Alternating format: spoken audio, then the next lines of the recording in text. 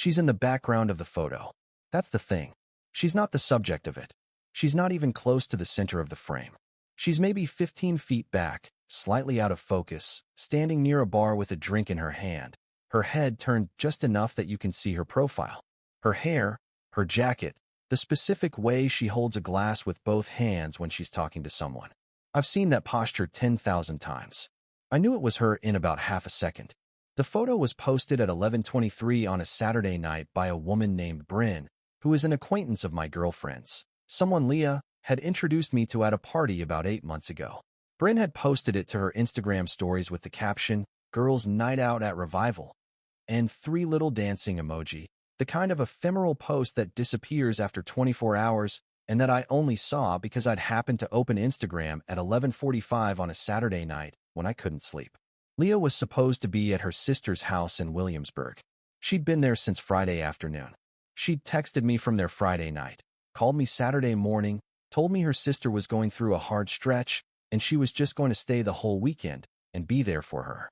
Revival Bar is on West Broad Street in Richmond. Williamsburg is 90 minutes away. I put my phone down on the nightstand and looked at the ceiling for a long time. My name is Ethan. I'm 37 years old. I work in IT support for a mid-size healthcare company here in Richmond, Virginia. I'm a senior systems analyst, which means I spend my days making sure that the technology infrastructure for about 400 employees continues to function without anyone noticing that I exist, which is the specific goal of good IT work, and also, I've come to realize, a reasonable description of my general approach to conflict. I make things run smoothly. I fix problems quietly before they become visible. I do not, historically, make a fuss.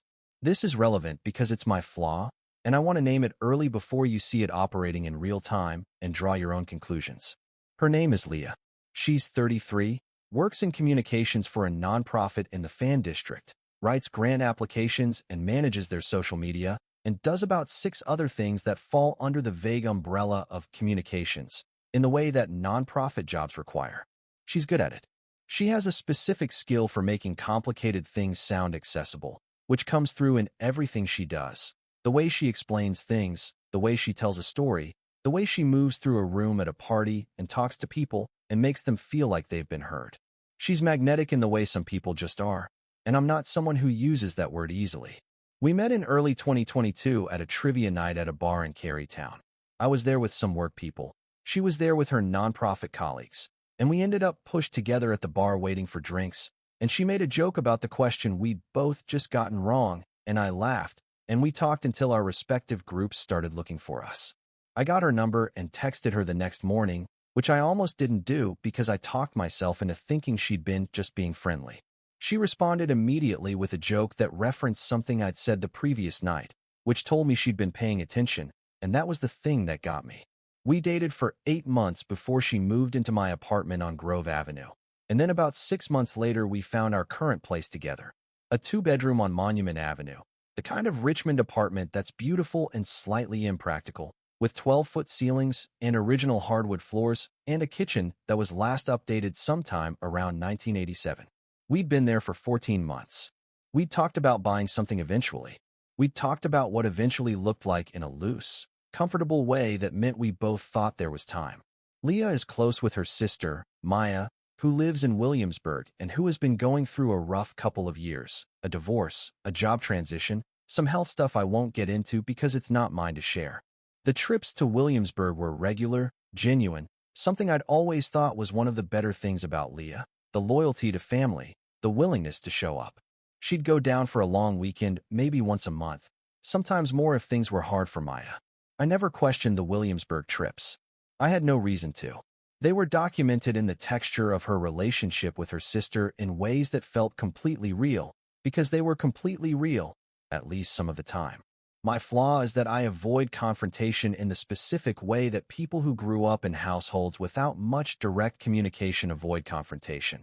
I see something, I register it, I construct the most charitable explanation, and I file it away rather than raising it. I am very good at not making things awkward. I have built an entire professional identity around making systems run so smoothly that nobody has to have uncomfortable conversations. I brought this skill into my relationship and applied it without examining whether it was actually a skill or a way of not dealing with things. And the answer, I now understand, is that it was the second thing. The first thing I noticed was in April. Leah had mentioned a name, James, in the context of a fundraising event her nonprofit was doing. James Kowalski, I eventually got the full name, was a corporate sponsor liaison at a company that donated to her organization annually. Mid-30s, worked downtown, apparently very effective at getting companies to open their checkbooks for good causes, which made him valuable to people like Leah. She'd mentioned him twice in the spring in professional context, and I'd filed him under "her job has a lot of people in it, and I can't keep track of all of them," which is accurate and which I used as a reason not to pay attention. In May, she started going to more evening work events. Her nonprofit did a lot of donor cultivation, dinners, small gatherings, the kind of schmoozing that keeps the lights on for organizations that depend on grants and individual gifts. These events had always been part of her job, but they seemed more frequent in May, and she'd come home from them energized in a way that work events don't usually produce in people. I thought, good, she's finding the work fulfilling. That's a positive thing.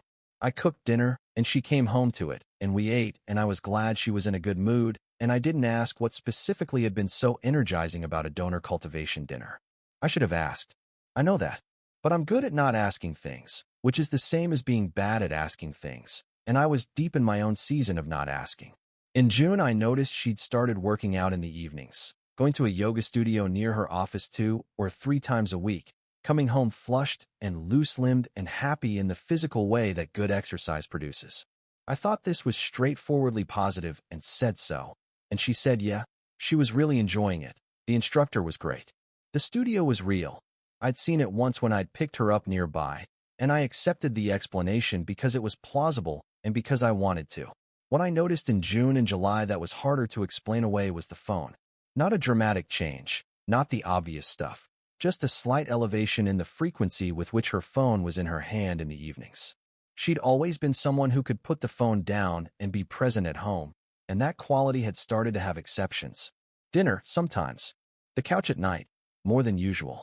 I told myself she was probably just more plugged into work because of the upcoming fundraising campaign they were running, which was also real and also something I used as a reason not to look more carefully. There was a Sunday in July that I think about a lot now.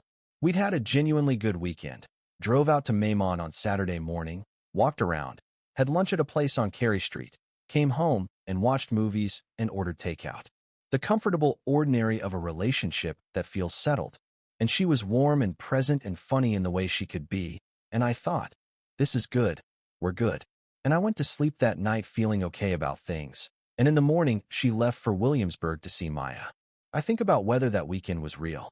I've decided it was, even if other things were also real at the same time, because the alternative is to unmake every good moment retroactively, and I refuse to do that to myself. August was when I stopped being able to fully file things away. She was going to Williamsburg more often, 3 times in August, which was up from the usual once or twice. And I wanted to give her the benefit of the doubt because Maya was genuinely going through something hard and the timing tracked. And I'm not someone who monitors my girlfriend's visits to her family. But something about the frequency had a quality to it, and I registered it without knowing what to do with it. The specific moment in August that I keep returning to, I was at my desk at home on a Tuesday evening, working a remote support ticket.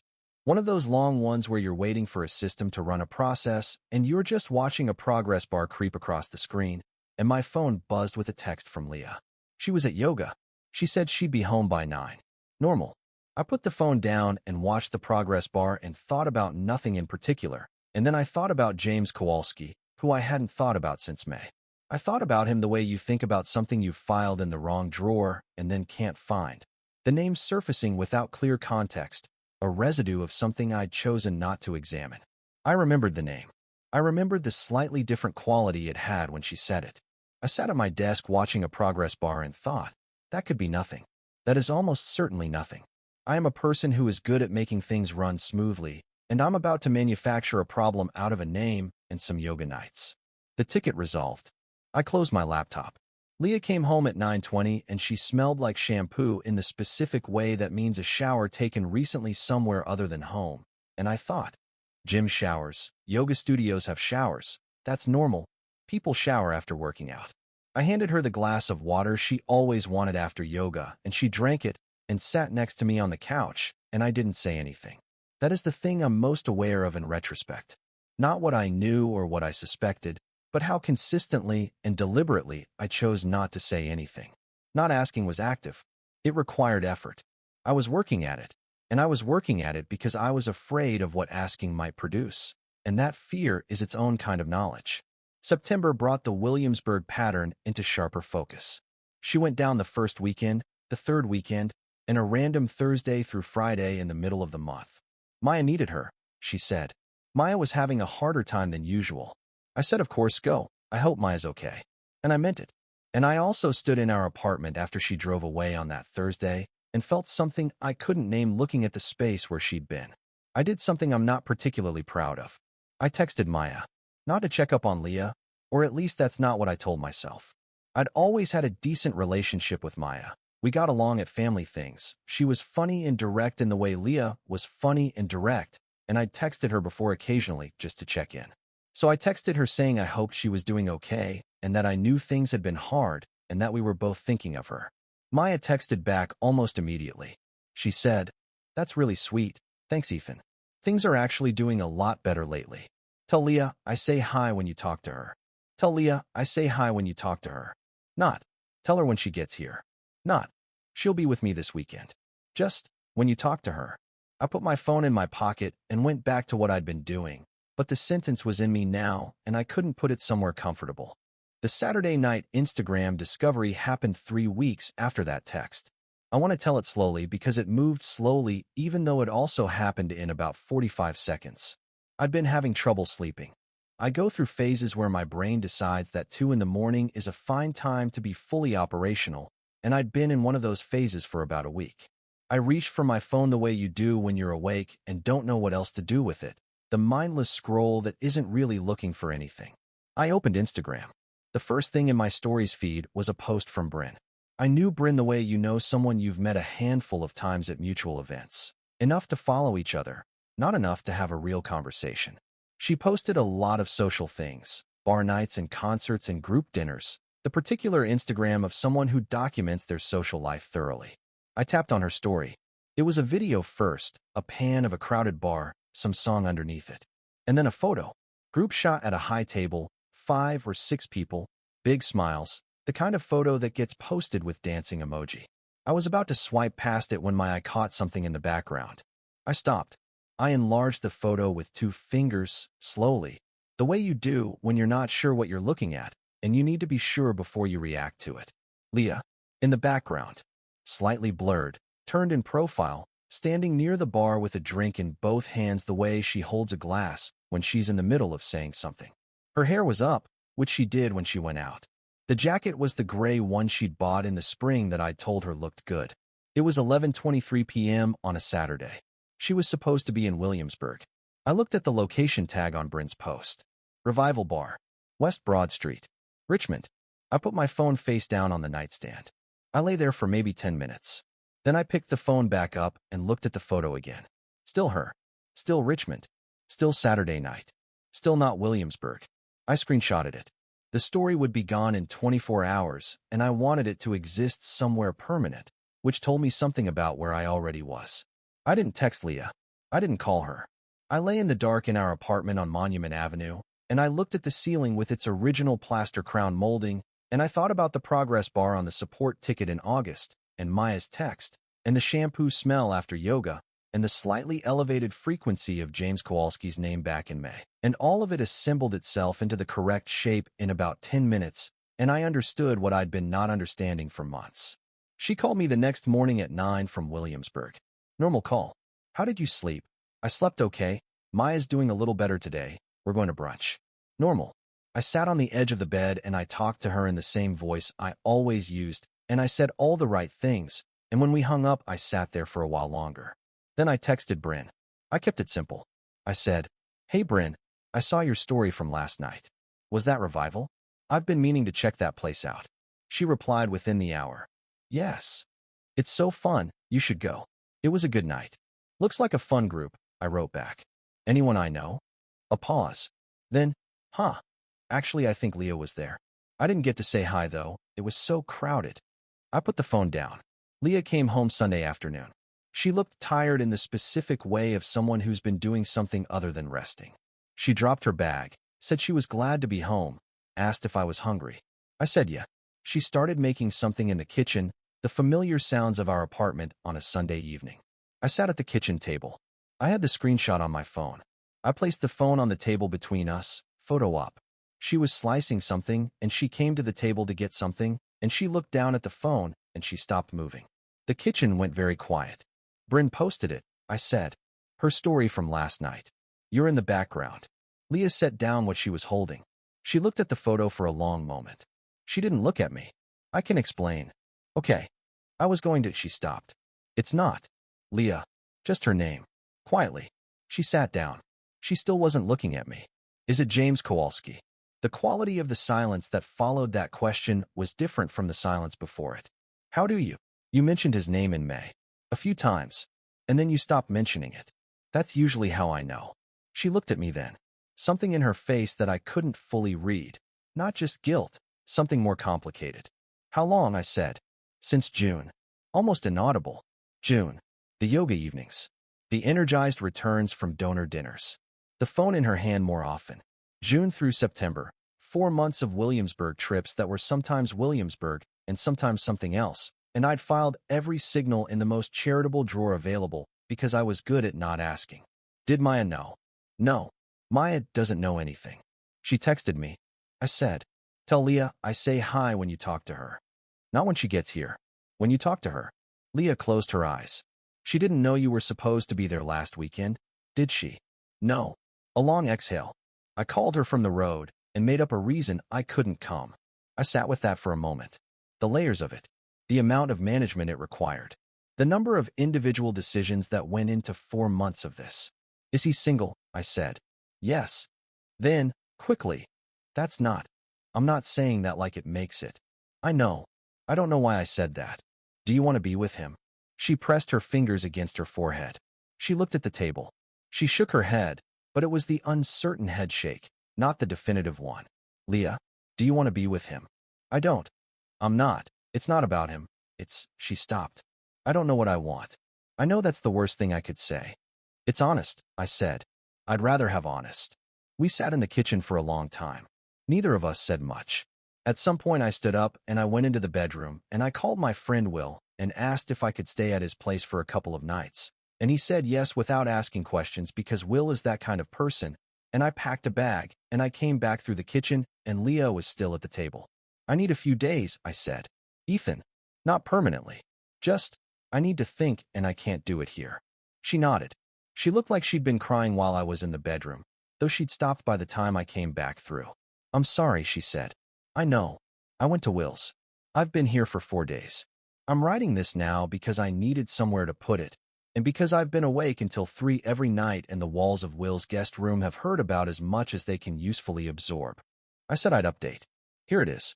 A lot of people responded to the original post, more than I expected.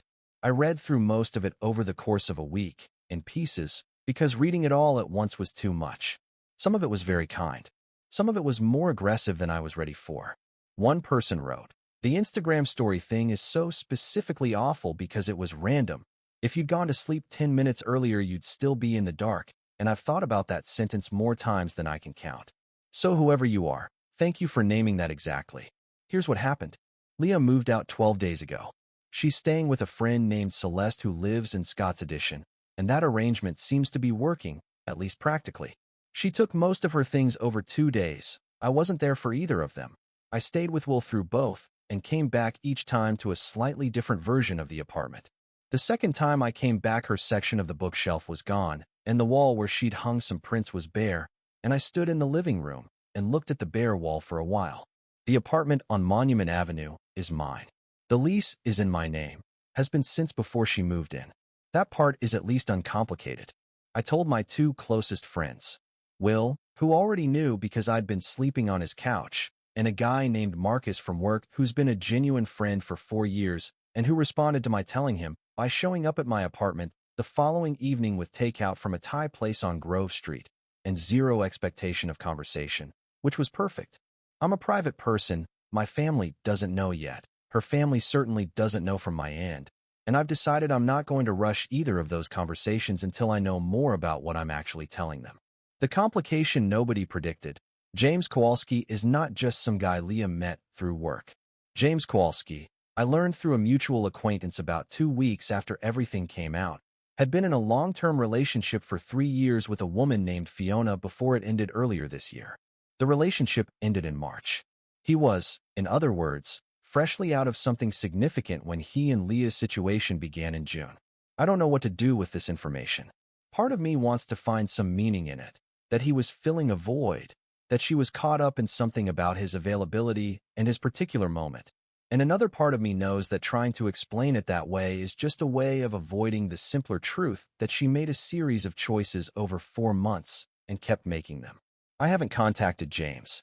I've thought about it in the abstract and each time concluded that there's nothing to be gained. He's 36, works downtown, runs in social circles that I don't run in, and whatever he did or didn't know about his situation with Leah is his business to sit with. The unexpected complication is Bryn. Bryn, who posted the Instagram story that changed everything, texted Leah a few days after the story posted and asked if everything was okay, apparently having heard through the grapevine that something had happened between us. I know this because Leah mentioned it in one of our conversations. Bryn apparently felt terrible about it, which I understand, and which is also completely misplaced. She posted a photo at a bar on a Saturday night, which is the most normal thing a person can do, and the consequences of that photo have nothing to do with her and everything to do with choices Leah made before the shutter clicked. I texted Bryn once, briefly, to tell her that. She replied with a long message that was mostly relief. I'm glad I did it. Our mutual social world. We'd been in Richmond together for 2 years and had built a shared network the way couples do, the Sunday dinners and the group chats, and the people who knew us as a unit, has responded in the predictable ways. Some have gone quiet. Some have been explicitly kind. One couple, a pair named Owen and Teresa who we'd become close with over the past year, reached out to me specifically and separately and made it clear without being heavy about it that they were on my side, which meant more than I expected.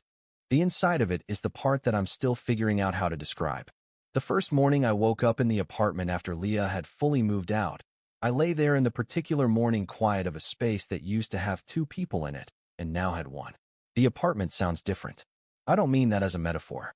It literally sounds different. The specific ambient texture of shared space changes when the ratio changes, and I noticed it in the first 10 minutes of being awake, and I've noticed it every morning since. I found a hair tie on the bathroom counter about a week in. One of the elastic ones she kept everywhere, the small clear kind, sitting on the corner of the counter where she always left them. I picked it up and held it for a moment, and then put it in the cabinet under the sink and closed the door. There's a coffee shop on Park Avenue that we went to most Saturday mornings. The kind of place that becomes yours without you deciding it. That accumulates meaning through repetition. I drove past it last Saturday, and I'm still deciding whether to go back or whether I need to give it some time. It's a small thing. I think about it more than its smallness warrants. I still set the coffee maker for 2 cups in the morning. I've caught myself doing it 4 times. Each time I pour the second cup down the drain and make a mental note to reset the default, and then don't reset the default, and the next morning there are 2 cups again. This will eventually stop. I don't know when. The 12-foot ceilings in the apartment are, it turns out, even more 12 feet when you're the only person in the room. Here's where I actually am. Leah and I have talked 5 times since she moved out. 3 of those were logistics. One was harder, about 40 minutes, her saying things I'd needed to hear about the distance she'd felt between us in the months leading up to June, the way she'd tried to reach me and felt like she was reaching past a layer of glass, the specific complaint she'd had about my tendency to make things smooth rather than make them real. I listened. I didn't defend myself in the moment. I've been thinking about it since, and I think her account is accurate even if I think what she did with that account was wrong, and both things can be true. The 5th conversation was about a week ago. She asked, carefully, if I would consider talking to someone together. A therapist, a counselor, some kind of structured space to figure out what happened and whether there was anything worth trying to rebuild. I told her I needed more time before I could answer that honestly. She said she understood. I don't know what I want from that question yet. I'm aware that not knowing is itself a position and that I'm occupying it for a reason, and I've started talking to someone individually. a therapist named Dr. Sarah Okonkwo, who has an office near VCU and who is very good at catching the moments when I'm smoothing something over instead of actually looking at it, which is exactly the thing I need someone to catch.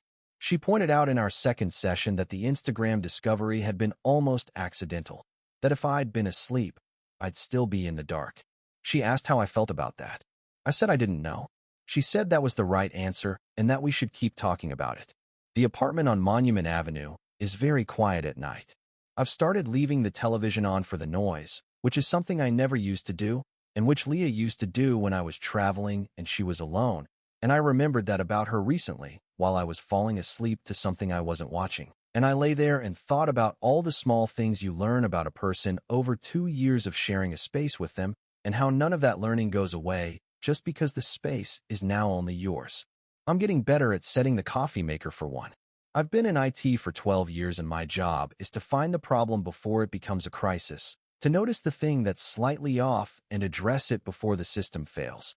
And I missed this for 4 months because I had made a deliberate and ongoing choice to not look directly at what was in front of me. And the thing that gets me most, sitting in this quiet apartment on Monument Avenue, is not that she made the choices she made, but that I made mine too, and that they weren't entirely different kinds of choices, just different directions. Tomorrow, a man finds his wife's wedding ring in a coat pocket she hasn't worn in a year, and what's engraved on the inside isn't what was engraved there on their wedding day.